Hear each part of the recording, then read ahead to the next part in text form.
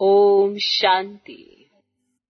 यहाँ के सोने चांदी हीरे मोती और कागज के नोट ये सब देखकर प्रफुल्लित नहीं हो जाना और प्रभावित नहीं हो जाना।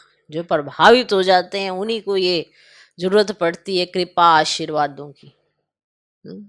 बाकी तो फिर किसी को नहीं पड़ती है। जिसके साथ बाप हो तो उसे क्या प्रभावित होना किसी चीज से। पर देखना जरूर, कोई ना कोई कष्ट आएगा या कुछ ऐसा ऊपर नीचे होगा तो किसी ना किसी की कृपा आशीर्वाद की चाहना लगी रहेगी, तो मतलब प्रभावित हो सकती हैं आत्माएं।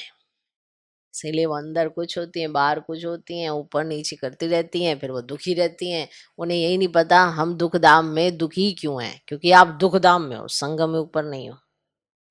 और दुख धाम में दुखी होने का कारण ही यही है कि आप संगम से हटकर वापस कलयुग में चक्कर लगाते रहते हो। और जो संगम पर है वो अतीन्द्रिय सुख में है। ये पॉइंट आपको पूरे कल्प में एक ही बार मिलेगा। कौन सा?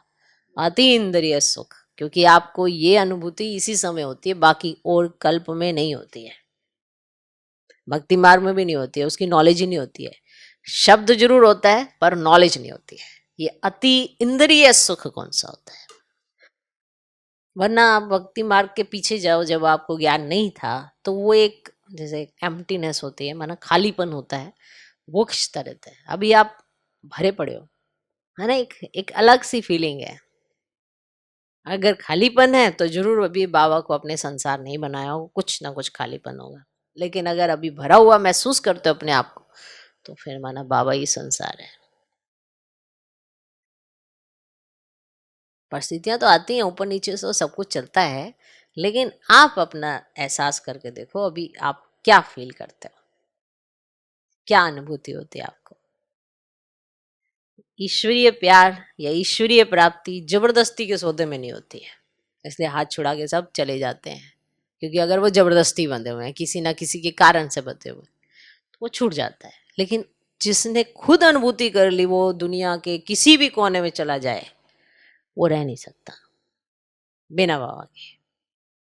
और वो अनुभूति विरले विरले करते हैं, इसीलिए वो कंबाइंड की अनुभूति करते हैं। उन्हें महसूसता आती है कि हम कंबाइंड हैं, जो करा रहा है बाबा करा रहा है, करण करण मन हार की एहसास रहता है सर में।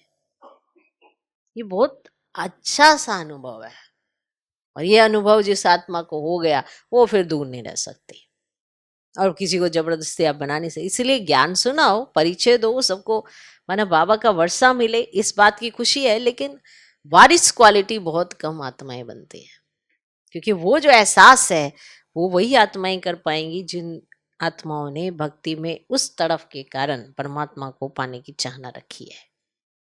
अब ये नया जन्म होगा तो इसमें तो याद नहीं होगा, लेकिन एहसास जरूर होगा।